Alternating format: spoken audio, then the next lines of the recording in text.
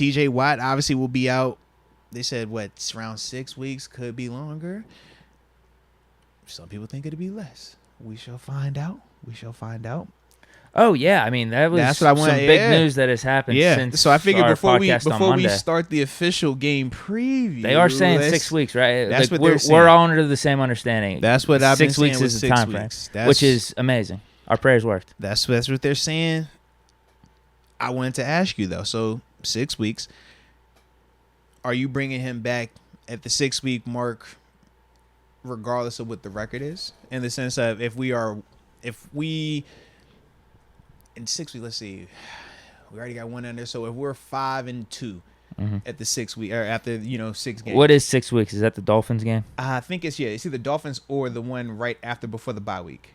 Yeah, I guess it depends on what you consider 6 weeks. Right. That's why I was asking. Like, I don't know how we're gonna work that, but regardless of wherever we split it at, if we're at a winning record versus a losing record, will either of that dictate how fast you would want to bring him back? That's a really good question. Yeah, if we're like 5-2 or better, yeah, I would lean that way. If we have a pretty nice record, 5-2, 6-1, you can maybe wait another week. Because this isn't an injury where if it's close, if we're like be like 100% healthy, if we're like it's not 500-ish, I think you got to bring him back. We got to win every game. Now, are you concerned about bringing him back too soon? Because with torn pecs, the probability of you re-tearing it or re-injuring it is greater once you do it the first time. Kind of like a hamstring, right? So you think when a guy pulls a hamstring, when they try to come back in that same season, what happens? They usually tweak that or tweak something else, right? Then it kind of lingers on the rest of the year. With pecs, especially torn pecs, this is part of the reason why time is so important, to let it fully heal so you don't re-aggravate it, so you don't re-tear it, because the next step is you didn't tear it completely off the bone. The next time you tear it, it will be off the bone. So that would be the surgery type, okay? So that's the part where I'm asking, hey, do you consider that in this equation? Because whenever you bring him back, obviously we know TJ's going to be TJ, right? He's going to play balls to the wall, 100% effort. He's not going to care about protecting himself. He's not going to make business decisions. He's not going to do anything to alter how he plays the game.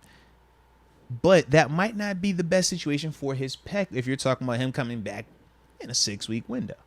So with all of that in there, that's what I'm asking once again. It's like, man, how does any of that determine if you're bringing him back, if you win it? Because I know some people have said, man, they would sit him all year if that meant that if he wasn't going to re-injure it. Because like we said, if you re-injure it, now you potentially jeopardize next season. No, you bring him back. You definitely bring him back.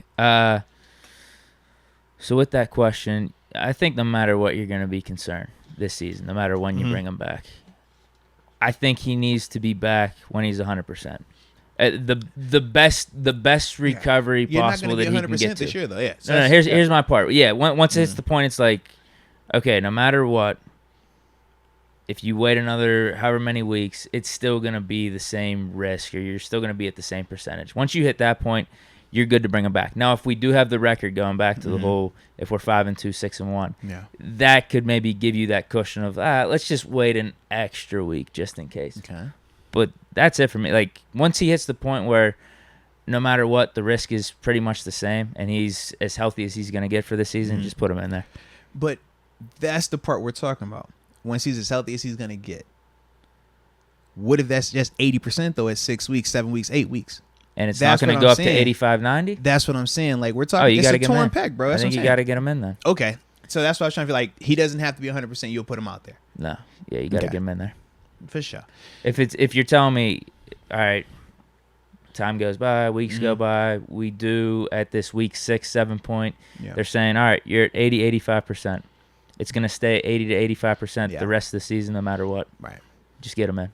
Okay. But if you're telling me, all right, a week or two, it could get up to 90, 95%. That's a different story. I think once you hit the point where it's like it's not going to get any better and the risk isn't going to get any worse, you just put them out there. I like it then, man. All right.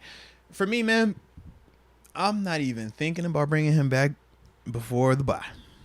That's just me personally, man. I think that's after Eagles game. So that's 1, 2, 3, 4, 5, 6, 7 games. So... And that's like I said. Week 8 then? Week 9? But that's when I'm first starting to even think about it. because, as I've said, man, knowing how the pec injury is, especially the ones that even there aren't torn off the bone, along with the position that TJ plays. When he's playing the run, he's doing this, right? When he's setting the edge, obviously he's here. But when he's going to reach for plays, he's here, right? Arm outside the framework is isolated. Okay? When he's going for his strip sack, right? All of that is on the thing that is supposedly trying to recover. You're stressing it and you're isolating it. So it can't even lean on anything else. And by the position that he plays, is constantly in the action. That's why for me, I'm not as optimistic about him coming back at this 6-week mark and being TJ Watt that we're accustomed to, without potentially re-injuring it even more. That's why I'm like, man, if you can get it to 8 weeks, man, go for that. Because I can, especially if we are handling what we're supposed to handle, even if we're splitting it, if we're sitting here, we go 50 or 500 during that time frame. It's like, okay, if I know that I have healthy TJ, not just pec version, but also physical conditioning version, and also because nothing worse than he takes care of the pec, that's good to go, but he get out here and pull a hammy, he get a groin, he get a hip flexor. We saw the groins, we know that was from a year ago, and what was that from? Just lack of football reps, the training camp situation with the contract, but we saw how that lingered on, and at times it definitely hindered him. We could see it. We'd be like, yo, this isn't the best. That's also a part of this thing. So that's why I'm just like, man, I'm not in a big hurry to get him back out there, even though we know we're going to need him. We're definitely going to need him. And I feel like we're going to be feeling the urgency and the pressure at times because it's TJ Watt. You're not replacing TJ Watt with 1 player, 2 player, or 3 players. The guys that are of TJ Watt's class are already on teams getting paid hundreds of millions of dollars. So you're not going to just sign somebody to do that. But I think that if we are just a little bit more patient with his return, I think it pays way more dividends for this team in terms of getting the most out of TJ this season, but also going forward next season and so forth after that. So that's why for me, I'm like, man, take your time. Take your time. Who's putting this 6 weeks out there? Because Tomlin said nothing of it. No, Tomlin said nothing. TJ hasn't said anything. All he said was, "I'll be back." But it was Shefty and Pelissero. They were the ones. But they were the same. Think about this. Who's leaking that from the Steelers then, though? Who do you think leaks it from the Steelers? That's why I tell you every time. It's like, bro, their sources in terms of Shefty. When I told, bro, I was sitting here and I'm like, okay, if that's the head trainer, that's the GM, and that's a random security guard over there, how does this information get out that quick? Because that's how quick it happens. So you tell me who the sources are. You don't even have to publicly say anything. I remember, like I told you my story, man, and I'm not TJ Watt. I had to text my wife before I could even get out the locker room because I already knew it was going to be out there. It was already going to be on. I'm like, yo, how? It was 1, 2, and 3 of us in here. How? I don't have Shefty's number. How? So I'm just like, yo, that's who their sources are. So if he's saying it out there, he's definitely getting it from a valuable source. So I'm saying, I don't care what no one's. I'm like, bro, his sources are GMs, head coaches. Like, I'm convinced owners, team presidents, like, that's who he's talking to, bro. Because I'm just like, how? Make it make sense to me, Deke. And I've seen it on too many occasions, bro. It happens too much. Well, all I'm going to say then is, the 6 weeks is the time frame that's been thrown out there. So that's why everyone's thinking it. Because if you were to tell, like, going off what you're saying, if you're telling me for TJ to be his best or whatever it is, it's going to be after the bye. That's fine. Yeah. I don't care. It goes back to what I said. Yeah. I just want him, whenever you hit the point where it's just like he's at his best. If you're telling me the actual time frame is 8 weeks, then I'm fine with that. Yeah. The only reason we're going off 6 weeks is because that's what's been thrown out. Fair enough.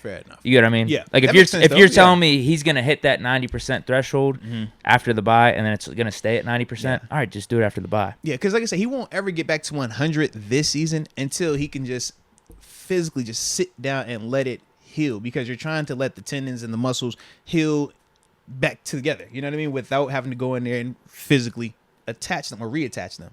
But every time you're out the framework, every time you're extending, because when he tore it, that's what it was. It was right on the strip. He went here. And when you're out the framework, that's what happens. It was obvious with his left hand. So when you're talking about playing that position, you're doing that a lot. you're out the framework a lot, and that's what makes it happen. That's how you tear it. So that's why for me, I'm just like, man, if you already tore it, and you're gonna be coming out here doing the exact same things. It's not like you're going out here and playing DB where you backpedaling. You don't have to do all that reaching and pushing and pulling. And it's also different when you're working rehab, because in rehab it's what? Hey, Deke, you ready? I'm gonna push you. Hey, Deke, are you ready? I'm gonna pull you. Hey, now I'm gonna take you this way. So it's like you kind of know already. But when you're playing football, you don't have that luxury. You don't get to know ahead of time. Oh, yeah, we're going this way, so let me get ready to set up. Oh, we're going that way. Let me get ready to compensate a little bit. You just have to play. You just have to react and flow, and that's the part where it can be a little dicey.